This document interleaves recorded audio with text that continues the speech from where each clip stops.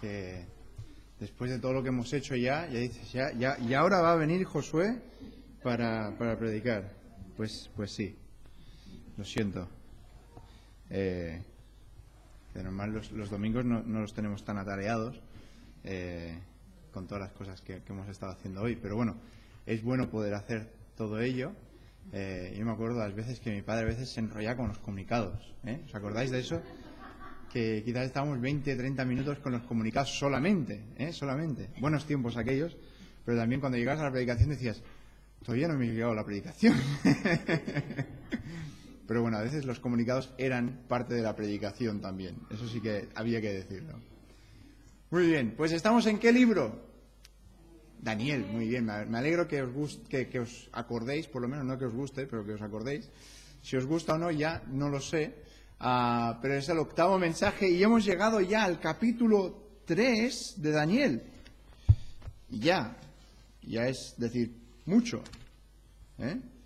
Ya hemos llegado al capítulo 3, hemos pasado el capítulo 2, que dijimos que era el qué. ¿Qué era el capítulo 2?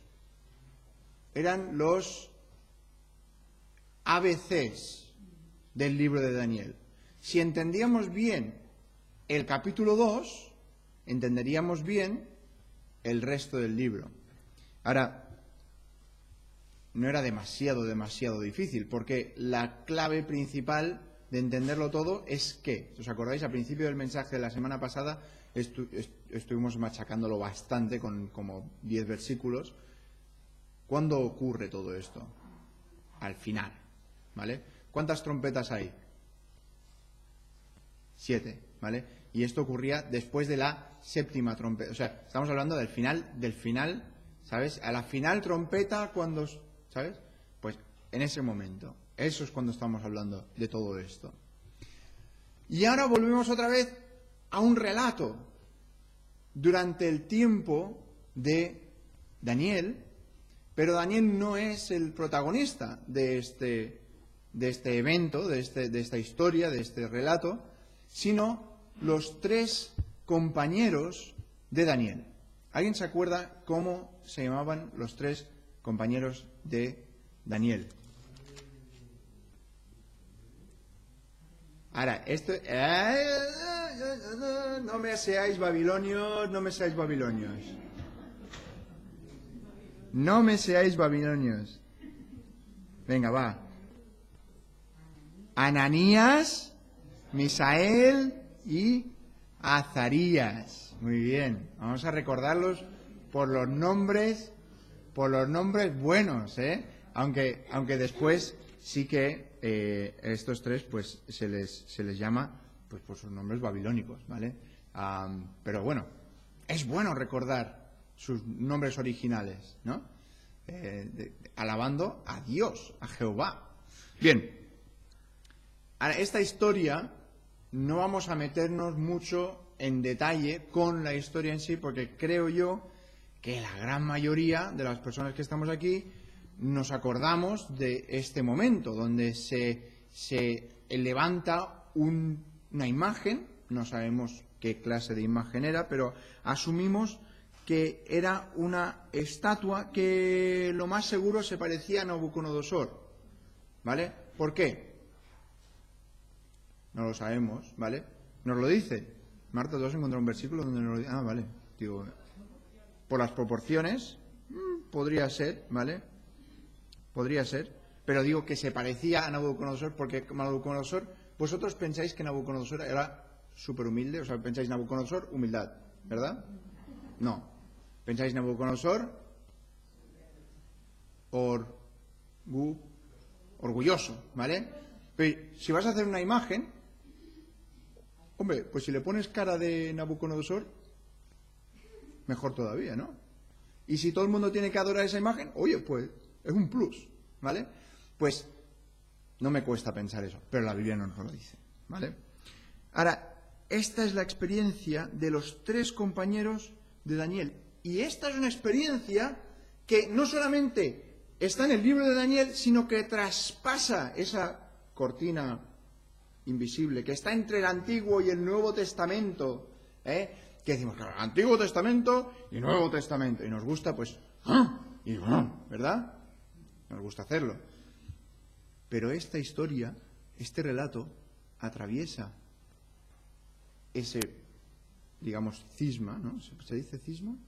Cima, vacío, ¿vale? Y llega al Nuevo Testamento, ¿dónde? ¿Os acordáis? En un capítulo muy especial. Hebreos, capítulo 11. Porque leemos en el versículo 34, dice que, en el versículo 33, que por fe conquistaron reinos, hicieron justicia, alcanzaron promesas, taparon bocas de leones. Esta viene después, esta no es esta de hoy. Apagaron fuegos impetuosos. ¿Os recuerda esto algo? Fuego impetuoso. Alguien va a ser impetuoso en esta historia, lo veréis, ¿vale? Evitaron filo de espada, sacaron fuerzas de debilidad, se hicieron fuertes en batallas, pusieron en fuga ejércitos extranjeros. Obviamente no todo esto está en esta historia, ¿vale? Pero el fuego, extinguiendo un fuego que está ardiendo por causa de un hombre que lo hizo arder aún más con su impetuosidad. En Daniel 2, del 46 al 49, vemos cómo Daniel, al final del capítulo 2, vemos que Daniel se acuerda de estos compañeros suyos, ¿verdad? No como el copero con José. ¿Os acordáis del copero? Daniel le interpreta el sueño, va a Faraón y el copero va y se olvida de José, que está en la cárcel. Pero Daniel no. Daniel, cuando interpreta el sueño, se acuerda de sus compañeros y en los últimos versículos de aquí del capítulo 2 dice, y Daniel, bueno, en el 48, entonces el rey engrandeció a Daniel y le dio muchos honores y grandes dones y le hizo gobernador de toda la provincia de Babilonia y jefe supremo de todos los... A Daniel, a Daniel, que todavía no había acabado los estudios. O sea, ese mismo Daniel, lo acabo de poner. O sea, si tú quieres una promoción, toma promoción. Y Daniel solicitó del rey y obtuvo que pusiera sobre los negocios de la provincia de Babilonia a Sadrac, Mesac y Abednego, y Daniel estaba en la corte del rey. Así que estamos hablando de 3 hombres. Voy a sacar el reloj. No por nada, pero me voy a sacar. Vemos aquí a estos 3 hombres que ahora, de repente, son importantes. ¿Sí o no? Son importantes. El otro día, ¿qué me pasó? Ah, sí, lo de la rodilla. Estaba en el médico y vivimos en un pueblecito pequeño, ¿vale? Y la persona que le tocaba siguiente era el alcalde. Yo lo conocía por la página web del pueblo, ¿no? La cara del alcalde. Y claro, es curioso, ¿no? Estás en el médico y se sienta al lado el alcalde. Es una persona, no es importante. Un pueblo de 1.500 personas, no es importante el alcalde, demasiado importante, pero bueno, es el alcalde. Y tú estás ahí sentado al lado del alcalde. Soy importante porque estoy sentado al lado del alcalde. No es importante. Pero estos 3 los acaban de sacar de ser prisioneros de guerra. ¿Os acordáis, no? De esa historia. Porque han venido de Jerusalén. Los han cogido como prisioneros. Los han llevado. Y ahora, gobernador, encargado de las finanzas. Estamos hablando de puestos importantes, hermanos. Pues estos 3 los han puesto puestos importantes. Ahora, no sé tú, pero yo sí que sé yo. Si a ti te pasa algo bueno, tú no quieres hacer nada para estropear ese bueno, ¿verdad? Especialmente si ese bueno es algo muy bueno. ¿Sí o no? Yo sé yo. Y yo sé que si a mí me pasa algo que es muy bueno, por todos los medios voy a intentar mantener ese bueno. Pensamiento, archivarlo un segundito, ¿vale? Porque vamos a llegar ahora a la historia del capítulo 3. Pero antes de continuar, vamos a orar. Señor y Padre Celestial, venimos ante ti con acción de gracias por poder tener la palabra escrita, poder ver y encontrar en ella estas narraciones, estas historias que nos ayudan en nuestra vida a poder seguirte más de cerca.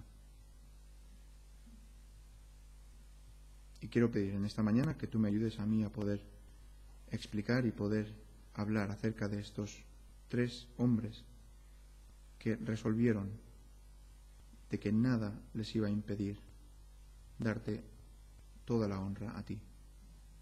Y quiero pedirte que tú nos ayudes a todos a que en nuestras vidas podamos honrarte con todo lo que tenemos. Te lo pido de esto en el nombre del Señor Jesucristo. Amén.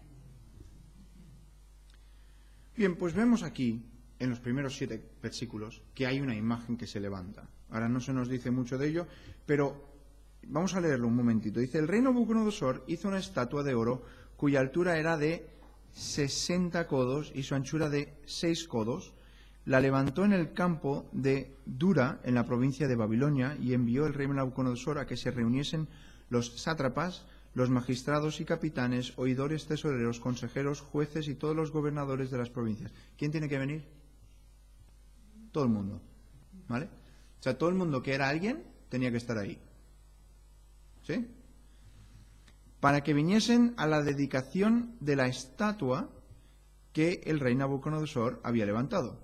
Fueron, pues, reunidos, no quiere decir que vinieran por su propia... fueron reunidos sátrapas, magistrados, capitanes, oidores, tesoreros, consejeros, jueces y todos los gobernadores de las provincias a la dedicación de la estatua que el rey Nabucodonosor había levantado, y estaban en pie delante de la estatua que había levantado el rey Nabucodonosor. Y el pregonero anunciaba en alta voz: «Mándase a vosotros, oh pueblos, naciones y lenguas, que al oír el son de la bocina, de la flauta, del tamboril, del arpa, del salterio, de la zampoña y de todo instrumento de música, os postréis y adoréis la estatua de oro que el rey Nabucodonosor ha levantado, y cualquiera que no se postre y adore, inmediatamente será echado dentro de un horno de fuego ardiendo, por lo cual, al oír todos los pueblos el son de la bocina, de la flauta, del tamboril, del arpa, del salterio, de la zampoña, de todo instrumento de música, todos los pueblos, naciones y lenguas se postraron y adoraron la estatua de oro que el rey Nabucodonosor había levantado». Ahora, vemos aquí que la adoración es la adoración hacia una cosa humana. Sencillo, ¿no? La imagen fue creada para Nabucodonosor, por Nabucodonosor, para glorificarse a sí mismo. Simplemente él quería tener otra estatua. Y quería que todo el mundo adorara esa estatua.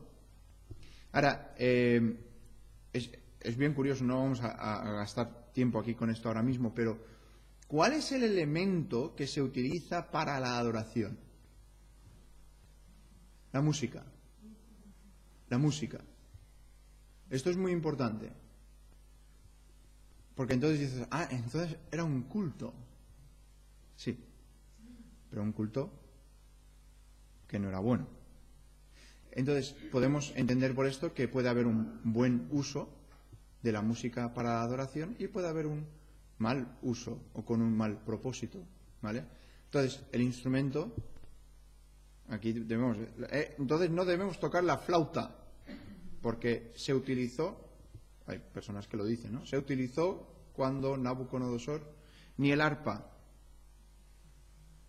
¿vale? Cuando David la tocaba, vale, pero aquí ya la Biblia ya nos dice que no tiene sentido eso, ¿vale? Ni la zampoña. ¿Alguien toca la zampoña? Yo no tengo ni idea. Pero vemos aquí que hay música, instrumentos de música que se están tocando. ¿Para qué? ¿Por qué? Porque la música, ¿qué hace? Mueve. La música emociona. ¿Sí o no?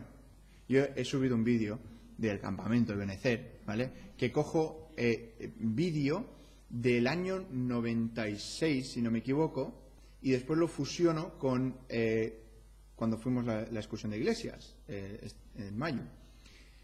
Y utilizo una música así, súper bonita, tal cual, emocionante, no no sé, que tengan ganas de ir al campamento. Ese es el propósito del vídeo, es para que vayas al campamento, ¿vale? Esa es la idea. Que, por cierto, apúntate ya porque ya hay una familia apuntada para el campamento familiar, así que ya hay menos plazas, ¿eh? Solo el que avisa no es traidor. Bien. La cuestión es que el primer comentario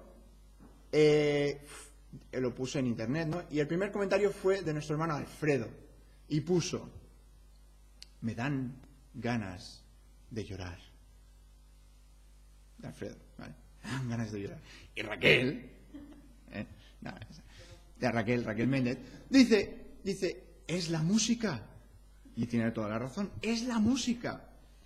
¿Por qué? Porque la música, tú haces esto en casa, estás viendo una película de estas del tiburón, ¿no? Quítale el audio y ves al barco. No le está pasando nada. Incluso cuando sale el tiburón, ¿por qué? Porque no tienes. No lo tienes. ¿Vale? No lo tienes. Y la música nos emociona. ¿Y tú crees que Nabucodonosor no lo sabía esto? Por supuesto que sí. Y lo estaba utilizando para incentivar la adoración. Por eso es crucial que tengamos mucho cuidado con la música. Porque tiene un elemento de mover a todo el mundo. O sea, la música se llama un idioma, ¿no? Se llama un idioma. ¿Por qué? Porque tú llevas una pieza de música a alguien que no sabe su idioma y puedes hablar con ellos. Hablar no estás diciendo sus palabras, pero comunicas algo. Hermanos, hay que tener cuidado con qué clase de música queremos utilizar para adorar a Dios. Tenemos que tener cuidado. No simplemente vamos a utilizar cualquier... pues esto también, y esto también. ¿Por qué? Porque quizás caemos en el uso incorrecto de esta música. Bien. Ahora, esta historia también es una historia típica. No quiero decir que es una historia habitual. Quiero decir que es una historia que nos ayuda a ver un poquito lo que ocurrirá en el futuro. Y se ve, alguien dijo que el futuro tiende a echar sombras en el pasado. El futuro tiende a echar sombras en el pasado. ¿Sí? Tú estás ahora mirando el pasado y puedes ver un reflejo de lo que va a ocurrir en el futuro. Y aquí vemos lo mismo. El anticristo va a hacer exactamente igual. Se nos habla acerca que en 2 de Tesalonicenses 2:4 nos dice que el cual se opone y se levanta contra todo lo que se llama Dios o es objeto de culto, tanto que se sienta en el templo de Dios como Dios, haciéndose pasar por Dios. Este es el anticristo, está haciendo que la gente le adore a él. Y anticristo lo que intentará será intentar unificar todas las religiones en una. Y vemos, ¿no? Este movimiento de intentar juntar todo el mundo, intentando encontrar las cosas en común. Suena bonito, pero es peligroso. La Biblia no nos llama a buscar las cosas en común. La Biblia nos llama a buscar la verdad. O sea, la cuestión no es ver a ver con cuánta gente me puedo llevar bien. La cuestión es preservar la verdad de lo que Dios nos ha dado.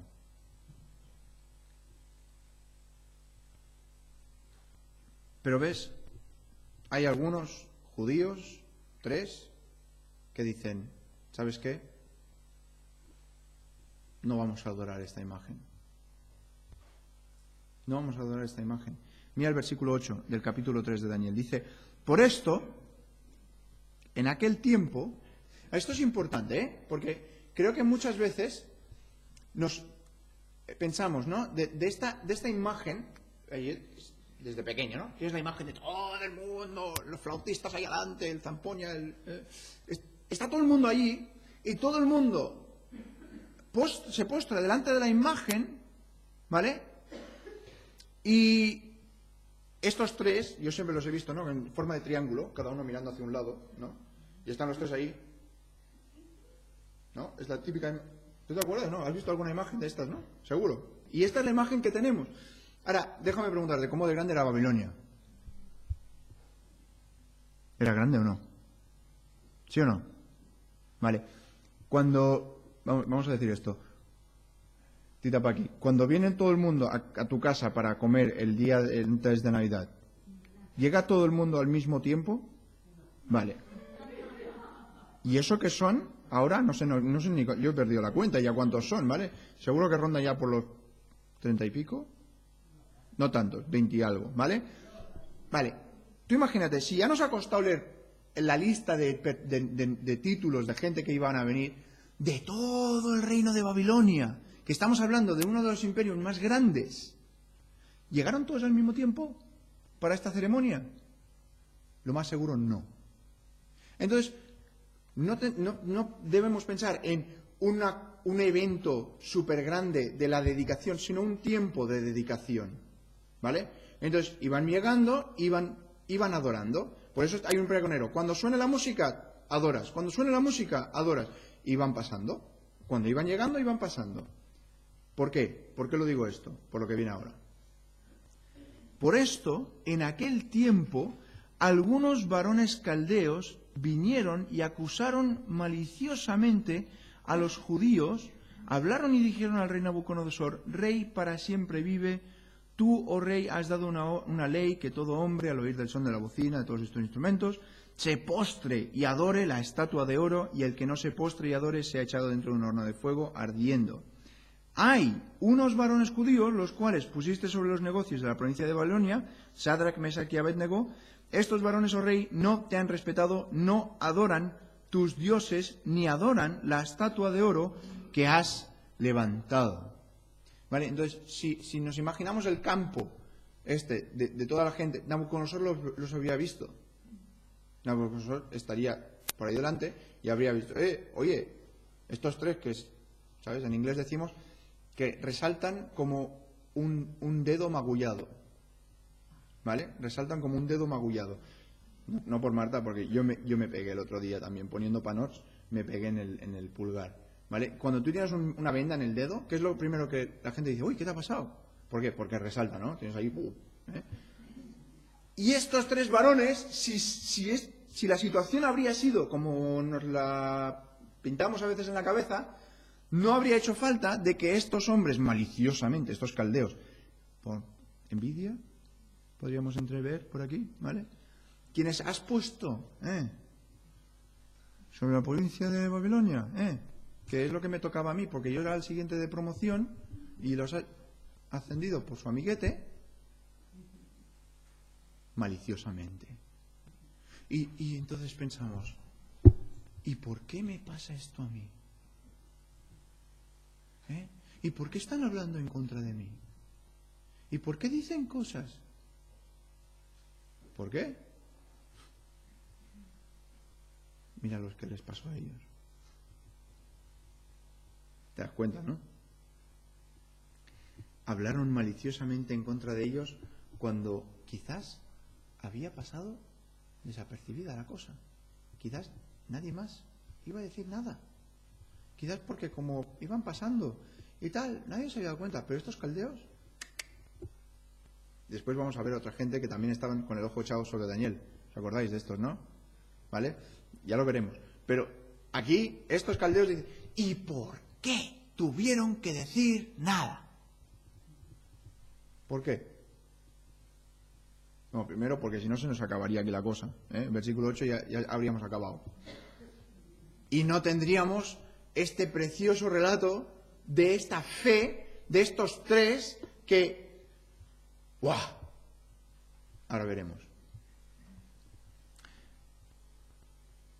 Casi todo el imperio, me encanta, casi todo el imperio dobló la rodilla. Pero ese casi. Ahí están estos tres que no doblaron la rodilla. Ahora podríamos asumir que Daniel no dobló la rodilla. ¿Sí? Espero que, después de lo que estudiamos acerca de Daniel, entendamos de que Daniel no dobló la rodilla. Ahora, ¿por qué con Daniel no le pasa nada y a estos tres? No sabemos, pero quizás si lo entendemos de la forma que os lo expliqué antes, de que iban pasando, es posible de que Daniel no estuviera ahí en ese momento, ¿vale? Y que él estuviera fuera y que no hubiera llegado todavía. Es una explicación, ¿vale? Ahora, estos tres les tocó, los caldeos, quizás por saber cómo era Daniel, no dijeron nada, porque sabían que Nabucodonosor y Daniel, ¿vale?, se llevaban bien, pero con estos tres, como eran enchufados, pues dijeron, estos tres sí que los vamos a pillar. Esa sería otra opción. Pero bueno, la Biblia no nos lo dice, así que nos vamos a preocupar con lo que nos dice. Dice, tenemos aquí que estos varones no adoran esta estatua de lo que has levantado. Ojo como lo están diciendo, ¿eh? Estos caldeos me encantan, ¿eh? Oh, rey, y tú, y tu imagen, y lo que tú has levantado, y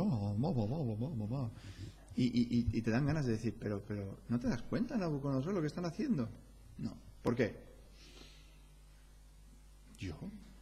Es verdad, mi imagen. ¿Y quién no ha adorado? Y entonces empieza esa ira, ese enfado profundo de Nabucodonosor que vemos en el versículo 13. Entonces Nabucodonosor dijo con ira y con enojo, con las dos cosas. Eso es difícil, ¿eh? Con ira y con enojo. No sé cuál es la diferencia entre la ira y el enojo, pero para tener las dos, y ya no es que dijera objetivamente vamos a hablar con estos judíos, quizás ha habido un problema y tienen problema con las rodillas y no pueden... No, ya era con ira y con enojo que vengan estos hombres aquí. Al instante fueron traídos estos varones y ya estaban preparados. Los caldeos ya estaban listos.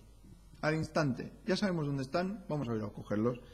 Al instante estos varones, y habló Nabucodonosor y les dijo, es verdad, Sadrach, Mesach y Abednego, que vosotros no honráis a mi Dios, ni adoráis la estatua de oro que he levantado. Ahora pues, ¿estáis dispuestos para que al oír del son de la bocina, de la flauta, del tamboril, del arpa, del salterio, de la zampoña y de todo instrumento de música? Aquí Nabucodonosor lo sabía, lo había planificado Nabucodonosor bien.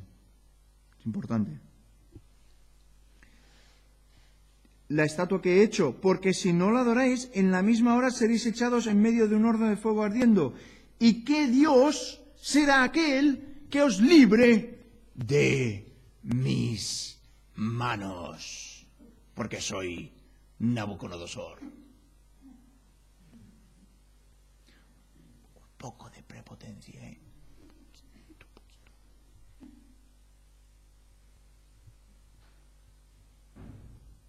Pero vemos aquí que esta imagen, quizás ellos tenían grabado en su cerebro la imagen que en el capítulo 2 Daniel seguro que les contó cuando volvió de estar delante del rey Nabucodonosor. Les dijo, el rey Nabucodonosor tuvo un sueño acerca de una imagen y de que Dios envió una piedra no cortada, que no fue cortada con mano, sino que destruyó esta imagen.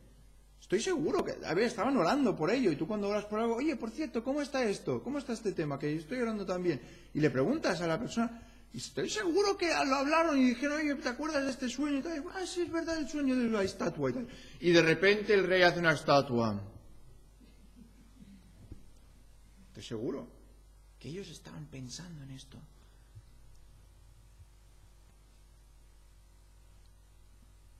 Y utilizaron esa profecía para su beneficio espiritual. Ahora, esto nos debe ayudar, hermanos. Esto nos debe alentar y decir, oye, la profecía no es para matar el gusanillo. ¿Me explico? Nos gusta saber lo que va a pasar, ¿verdad? La profecía no es para que tú digas, yo sé lo que va a pasar y tú no. Yo sé lo que va a ocurrir y tú no. Y te mata el gusanillo de decir, pues yo sí que lo sé y tú no. ¿Te mata el gusanillo? Yo lo sé. Pero ese no es el propósito de la profecía. ¿Cuál es el propósito de la profecía? Es poder ayudarte a crecer en lo que tú estás intentando llegar a ser. ¿Cuál es nuestro propósito al ser cristianos? Ser más como Cristo. Y si esa profecía nos ayuda a poder ser más como Cristo, es lo que debemos tomarla. Para eso debemos tomarla. Y ellos cogieron esa profecía que no había ocurrido todavía, pero ellos lo interpretaron y dijeron, oye, esto es una estatua, no vamos a doblegar nuestra rodilla. La utilizaron en su beneficio espiritual. Pero su rechazo también es típico de algo que ocurrirá en Apocalipsis, capítulo 13, versículo 8, de una estatua también. Y la adoraron todos los moradores de la tierra cuyos nombres no estaban escritos en el libro de la vida del Cordero que fue inmolado desde el principio del mundo. Vemos aquí algo que está ocurriendo. Parece paralelo, pero no es paralelo. Esto es en el futuro, esto es en el pasado. Pero mira, la ira de Nabucodonosor. La ira de Nabucodonosor, si ya estaba enfadado antes, ira y enojo, ahora creo que no le va a gustar la contestación de estos judíos. Dice Sadrach, en el versículo 16, está en el versículo 16, dice, Sadrach, Mesac y Abednego respondieron al rey Nabucodonosor diciendo, es que casi es un poco, dice, no es necesario que te respondamos sobre este asunto.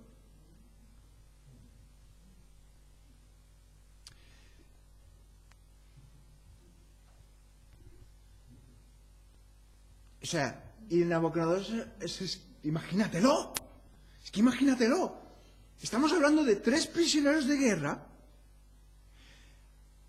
que los iban a matar, que no los matan por providencia divina. Daniel les dice, vale, ahora tal y cual, el rey los pone en una posición de suma responsabilidad. Ahora van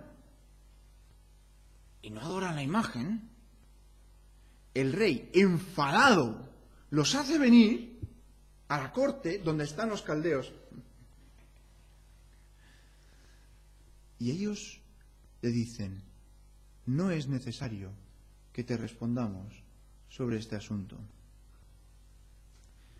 Parecería altivo si no tuviéramos lo siguiente.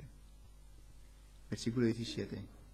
He aquí, nuestro Dios, a quien servimos, puede librarnos del horno de fuego ardiendo y de tu mano, oh rey, nos librará. ¿En quién estaban confiando? ¿En quién? En Dios, en el Dios que está delante, en el Dios que está en medio obrando, en el Dios que realiza y finaliza la acción. En ese Dios, en el mismo Dios que tú y yo confiamos.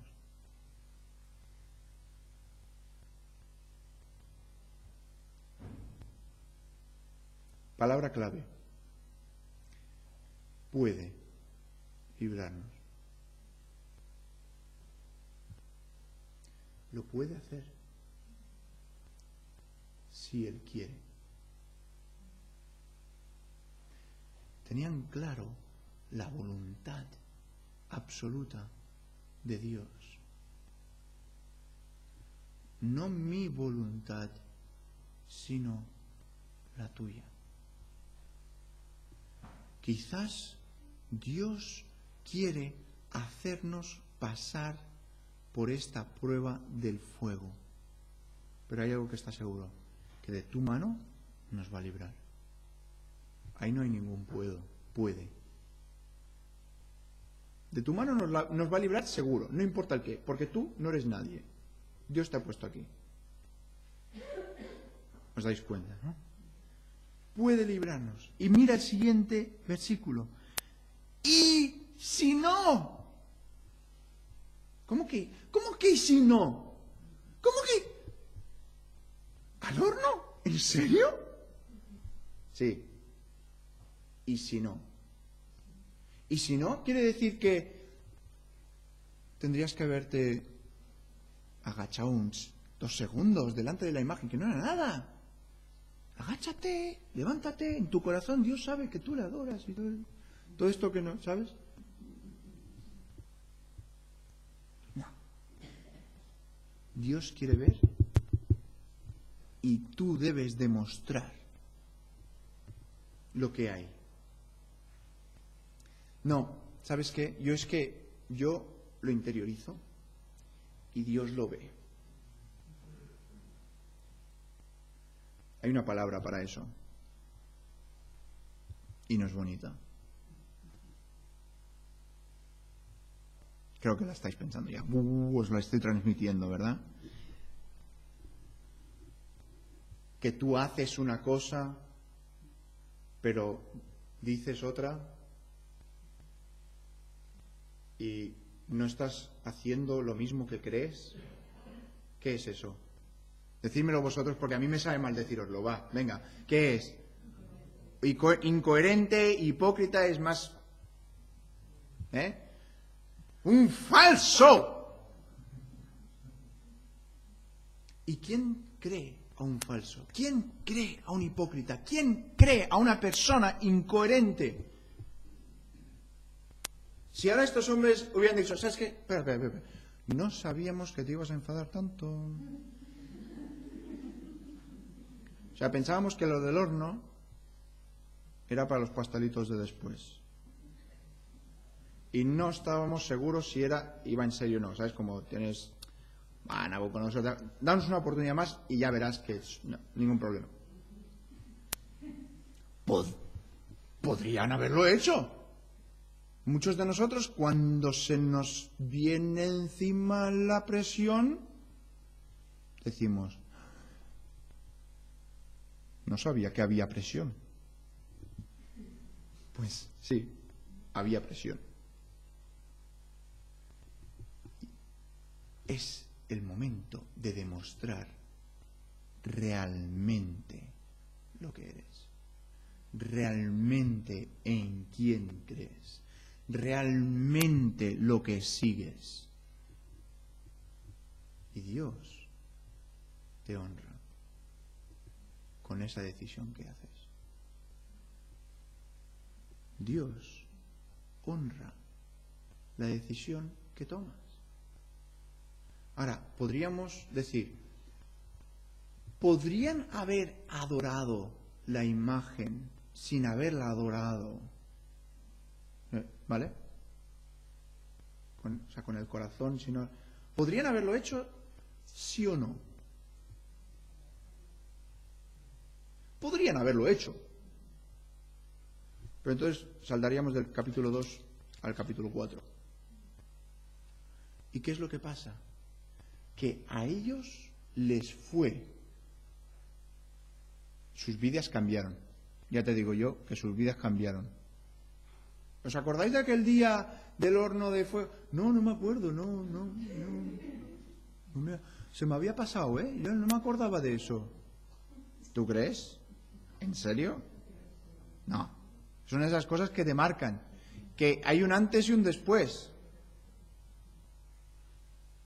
Y en nuestras vidas, la de veces que nos puede alentar este pasaje en nuestras vidas, para poder ayudarnos a decir, oye, esto es lo que creo,